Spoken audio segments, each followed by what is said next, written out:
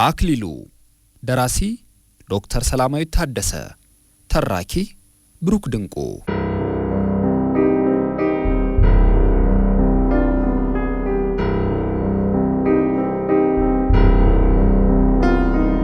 አክሊሉና ወንድሞቹ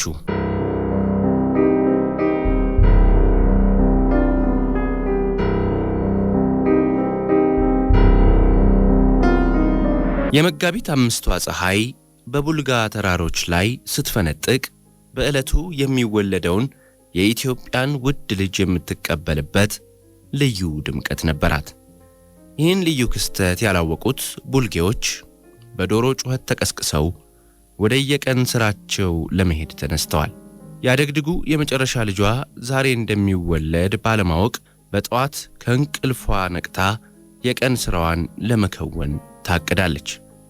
የመውለጃዋ ወር ስለገባና አዲሱ እንግዳ በማንኛውም ቀን ስለሚመጣ በዛሬው የሐሙስ ገበያ አስፈላጊ የምትለውን ዕቃ ለመግዛት ተዘጋጅታለች። የዓመቱ አቦ ስለሆነ አለቃ ሀብተወልድ በዓሉን ለመታደም ከልጃቸው ቀጸላ ጋር ዝቋላ ሄደዋል።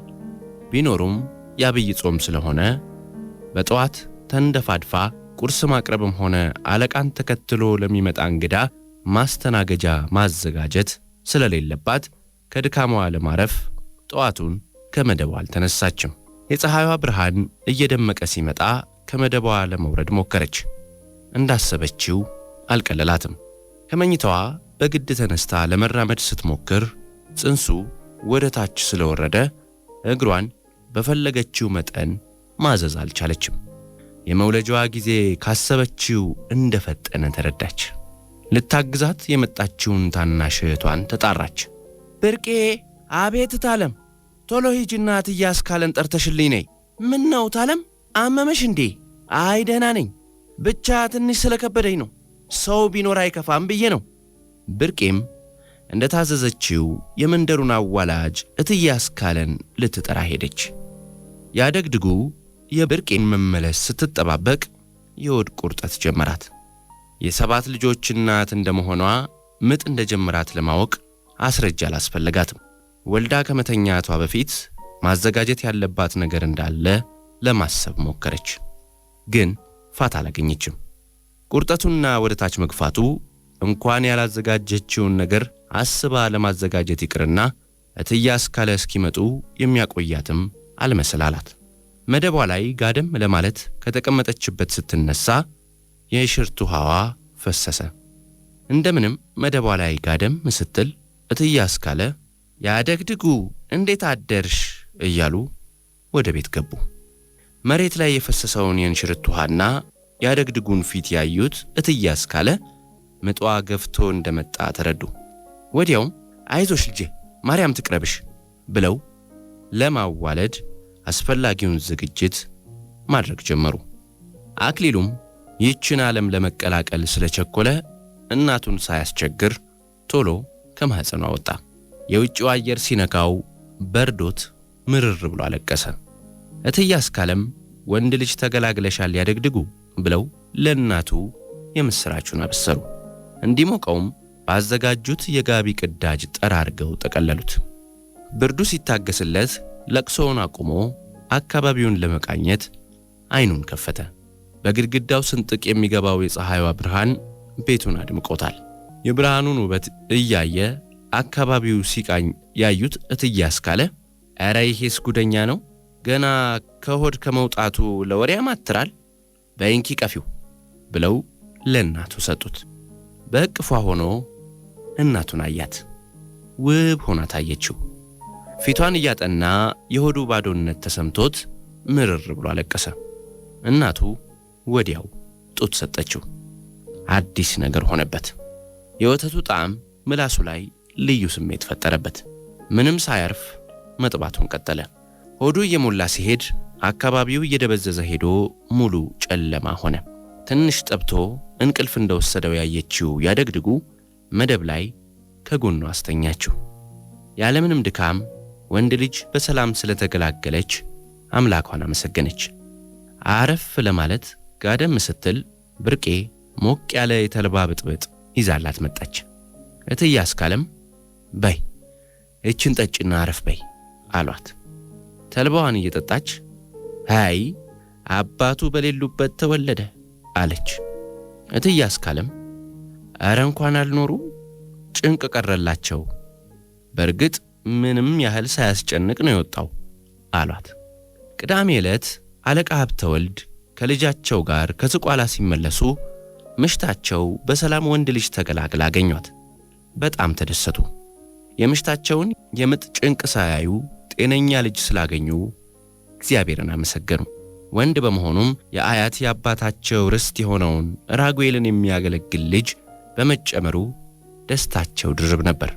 እንደ ባህሉ ክርስትና ሳይነሳ ወንድ አራስ ቤት ስለማይገባ አለቃ ወደ ውስጥ ገብተው ልጃቸውንና ምሽታቸውን ሳያዩ ከልፍኝ ተቀመጡ።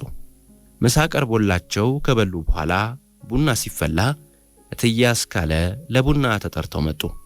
ቡና እየተጠጣ እትዬ አስካለ የምጡን ሁኔታ ለአለቃ መንገር ጀመሩ። እንደው አለቃ እኔ በዕድሜ እንዲህ ያለ የቀለለ ምጥ አይቼም አላውቅ ብለው ጀመሩ።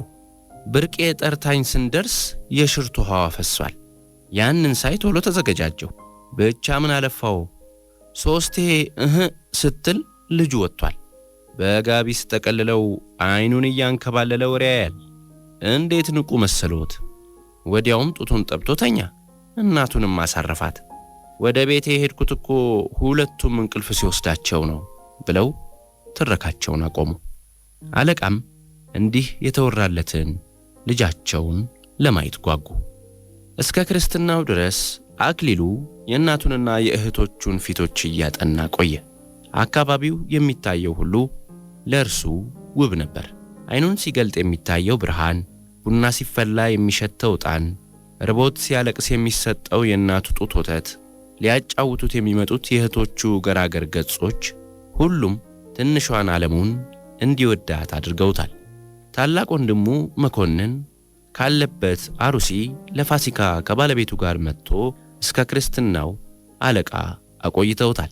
በዕለተ ማክሰኞ ሚያዝያ 15 በሌሊት አለቃ ሀብተወልድ አክሊሉን፣ ወንድሞቹን፣ እናቱንና ብርቄን ወደ እንዶድ ሚካኤል ቤተ ክርስቲያን ይዘው ሄዱ። ለክርስትና አባትነት የታጨው መምሪያ አባ ጽዮን ሚካኤል ቤተ ክርስቲያን ሲጠብቃቸው አገኙት። አክሊሉም በቤተሰቦቹ ታጅቦ ወደ ክርስትና ቤት ሄደ። በአክስቱ እቅፍ ሆኖ እንቅልፉን የሚያጣጥመው አክሊሉ ክርስትና ቤት ውስጥ በነበረው የሰዎች እንቅስቃሴና ድምፅ ከእንቅልፉ ነቃ። ሆዱ ባዶ ስለሆነበት ማልቀስ ጀመረ። እናቱም ክርስትና ከመነሳቱ በፊት ቶሎ ብላ ጡት ሰጠችው። ጡት እየጠባ አጥማቂው ካህን ጸሎት ሲጀምሩ ከዚህ በፊት ሰምቶት የማያውቀው ድምፅ ተሰማው። ጸሎቱን በዜማ ሲቀጥሉ መጥባቱን አቋርጦ ማዳመጡን ቀጠለ።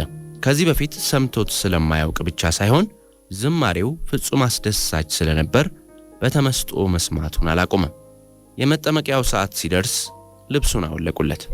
ብርዱን መቋቋም ስላልቻለ ማልቀስ ጀመረ። ብርዱ እንዳይበቃው ዲያቆኑ ከእናቱ እቅፍ አንስቶ ወሰደው። ይህን ጊዜ ፍርሃት ስለገባው ምርር ብሎ አለቀሰ።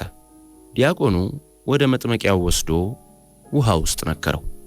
ለማልቀስ የሚሆን እንኳን ትንፋሽ ስላጣ ጸጥ አለ። ካህኑ ከጭንቅላቱ በላይ መስቀል አድርጎ በአብ በወልድ በመንፈስ ቅዱስ ስም በውሃ ጠመቀው። ዲያቆኑ ከውሃው አውጥቶ አቅጣጫውን እየቀያየረ በአብ በወልድ በመንፈስ ቅዱስ ፊት አሰገደው። ካህኑም ሜሮን ቀብቶ ማኅተብ አሰረለት። ዲያቆኑም ለክርስትና አባቱ ለመምሬ መባጽዮን ጸሎተ ሃይማኖትን አስደግሞ አክሊሉን አሳቀፈው። አጥማቂ ካህኑም ወልደ ቂርቆስ ብሎ የክርስትና ስም አወጣለት። በጋቢ ስለተጠቀለለ አክሊሉ ብርዱ ቢታገስለትም ያቀፈውን ሰው ከዚህ በፊት አይቶት ስለማያውቅ ድጋሚ ማልቀስ ጀመረ። መምሬም ቶሎ ለእናቱ ሰጠው። የእናቱን ፊት ሲያይ ተረጋጋ። እንደለመደው ጡት ቢጠብቅም አልተሰጠውም። አቅፋ እያባበለች ቶሎ ልብሱን አልብሳ በጋቢ ስትጠቀልለው ምቾቱ እንቅልፉን አመጣው። ክርስትናውን ያቋቋሙት አክሊሉን አጅበው ወደ ሕንፃ ቤተ ክርስቲያኑ ገቡ። አክሊሉ የቅዳሴውን ሥርዓት በእናቱ እቅፍ በእንቅልፍ አሳለፈው። የቁርባን ሰዓት ሲደርስ ወንድሙ መኮንን አቅፎ ሊያቆርብ ወሰደው። ከእናቱ እቅፍ ሲወጣ ከእንቅልፉ የነቃው አክሊሉ ያቀፈውን ሰው አየ። ከዚህ በፊት አይቶት ባያውቅም እንግዳ ስላልሆነበት አላለቀሰም። ይልቁንም አተኩሮ ተመለከተው። በወንድሙ እቅፍ ሆኖ ለቁርባን ቀረበ። ቆርቦ ሲመለስ ያደግድጉ መኮንንን አስቸግረህ እንዴ አለችው። መኮንንም ኧረ እንደው ምንም አላለቀሰ፣ እንዳወቀ ሰው አፍጥጦ ሲያየኝ ነበር አላት። ተቀብላው ጡት ሰጠችው። ጡት እየጠባ ወደ እንቅልፍ ዓለም ተጓዘ። ቅዳሴው ሲያልቅ አለቃ ሀብተወልድ ለማየት የጓጉትን ልጃቸውን ከእናቱ ተቀብለው አቀፉት። ከእንቅልፉ ባይነቃም ዝም ብለው ተመለከቱት። መወለዱን ሲያውቁ እንዳሰቡት ለቅዱስ ራጉኤል ደብር ተተኪነቱን እያሰላሰሉ ወደ ቤታቸው ለመሄድ ጉዞ ጀመሩ። ቤት ሲደርሱ ድግሱ ሙሉ ሆኖ ተዘጋጅቶ ነበር። በዓለ ሃምሳ ለድግስ የተመቸ ወቅት ስለሆነ የአክሊሉ ክርስትና 3 ቀን ድረስ ከቤት እንግዳ ሳይጠፋ ተከበረ። ያደግድጉ በአክሊሉ ክርስትና ምክንያት የናፈቃት ልጇን መኮንንን ስላገኘች በጣም ተደስታለች። አለቃ አዲስ ሙሽራ ስለሆነ ወደ ቤትህ ቶሎ ተመለስ ቢሉትም ያደግድጉ ግን ልጇ በዓለ ሃምሳን ጨርሶ የሰኔ ጾም ሲገባ እንደሚሄድ በጉልበቷ ወስናለች። እንዳሰበችውም ናፍቆቷን 2 ወር ተወጥታ መኮንንም በዓሉንና የወንድሙን ክርስትና አሳልፎ የሰኔ ጾም ሲገባ ወደ አሩሲ ከባለቤቱ ጋር ተመለሰ። የክረምቱን ወቅት አክሊሉ ቤተሰቡንና ጎረቤቶቹን በማወቅ እንዲሁም ለመቀመጥ በመውተርተር አሳለፈ። ያደግድጉም ክረምት ቢሆንም የጠዋት ፀሐይ ከወጣች ታሞቀዋለች። ተደግፎም ቢሆን እንዲቀመጥ ትራስ መሃል ታስቀምጠዋለች። እሱም እናቱ የምታደርግለትን ሁሉ በጸጋ ይቀበላል። 6 ወር ሲሆነው እንጀራ ቀመሰ። ትኩስ ነጭ ሽሮ ተሰርቶ እናቱ ፈትፍታ ጎረሰችው። ምላሱን ሻከረው። ጣዕሙም ከእናቱ ጡት ወተት አይሻልም። ግን ያጎረሰችው እናቱ ስለሆነች ሳያንገራግር ለማላመጥ እየሞከረ ዋጠው። ይህን ያየችው ታላቅ እህቱ የሺመቤት ኧረ ይሄስ ሶዳም ነው እያላመጠ ዋጠው እኮ አለች። በልጇ መገመት የተናደደችው ያደግድጉም ሂጅ ወረኛ፣ የገዛ ወንድምሽን ትታዘቢያለሽ ብላ ተቆጣቻት። ነገሩን ያልተረዳው አክሊሉ ከእናቱ እጅ ጉርሻውን እየተቀበለ መዋጥ ጀመረ። ጥቂት እንደጎረሰ ሆዱ ሲሞላ ተሰማው። ቀጥሎ ያጎረሰችውን ጉርሻ መዋጥ ስላልፈለገ ተፋው። ይህን ስታይ ለዛሬ ይህን ያህል ከበላህ ይበቃሃል ብላ በሲኒ ያዘጋጀችለትን ውሃ ቀስ ብላ ቀመሰችው። ምላሱ ላይ የነበረውን መሻከር ስላጠፋለት ደስ ብሎ ጠጣ። ትን እንዳይለው እየተጠነቀቀች ውሃውን ደጋገመችው። ምሳውን ከበላ በኋላ ቡና ሲፈላ ጎረቤቱና ቤተሰቡ ተሰብስቦ እየተጫወተ ቢሆንም አክሊሉ መደቡ ላይ እንቅልፍ ወስዶታል። ይህንን ያዩት እትዬ አስካለም ውይ እንደው እንዴት ብሩክ ነው፣ እዘሉኝ የለ እቀፉኝ የለ ዝም ብሎ ተኝት ብሏል ብለው አደነቁ። ያደግድጉም ልጇ ስለተወደሰላት ተደስታ አዎ ምንም አያስቸግር እግዚአብሔር ይመስገን አለች። ክረምቱ አልቆ መስከረም ከጠባ በኋላ አረሞና ከብት እገዳ ስላለባቸው የአክሊሉ ወንድሞችና እህቶች ቤት ውስጥ አይውሉ። ያደግድጉም አክሊሉን አዝላ ሥራ መስራት አድካሚ ስለሚሆንባት እያወረደችው መሬት ላይ እንዲጫወት ትተወው ጀምራለች። ትንሽም ቢሆን ነፃነት ያገኘው አክሊሉ ቤት ውስጥ እየዳኸ አካባቢውን ለማወቅ ጥረት ያደርጋል። አንድ ቀን እየዳኸ ሄዶ ውሃ የያዘን ሥራ ሲያገኝ ተደግፎ ለመቆም ሲሞክር እንስራው ተንሸራተተና ተሰበረ። የዕቃ መንጓጓት የሰማችው ያደግድጉ ሮጣ ስትመጣ ደጋፎ የከዳው አክሊሉን የእንስራ ስባሪ መሃል በውሃ ተነክሮ አገኘችው። ወይ ጉዴ እንደው ምን ስትሆን ነው ይህን ሁሉ ያጠፋኸው ብላ አነሳችው። አሁን እግር እያወጣ ስለሆነ መጠበቅ እንዳለባት ተረዳች።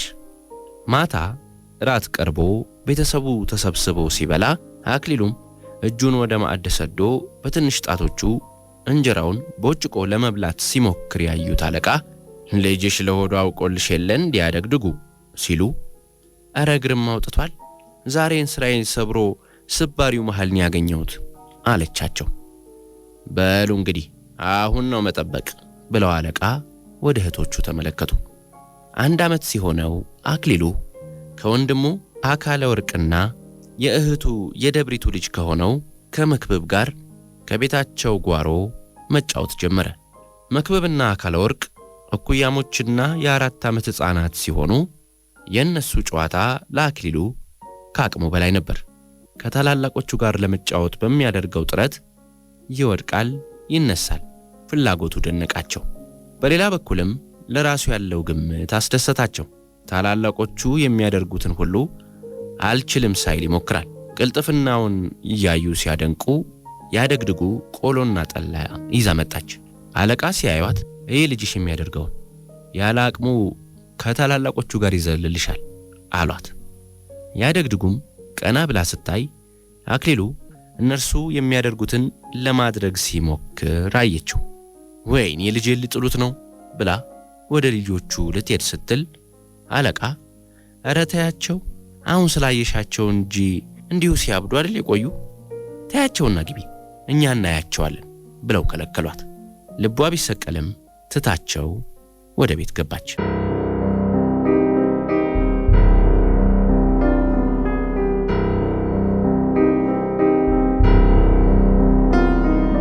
አክሊሉ ደራሲ ዶክተር ሰላማዊት ታደሰ ተራኪ ብሩክ ድንቁ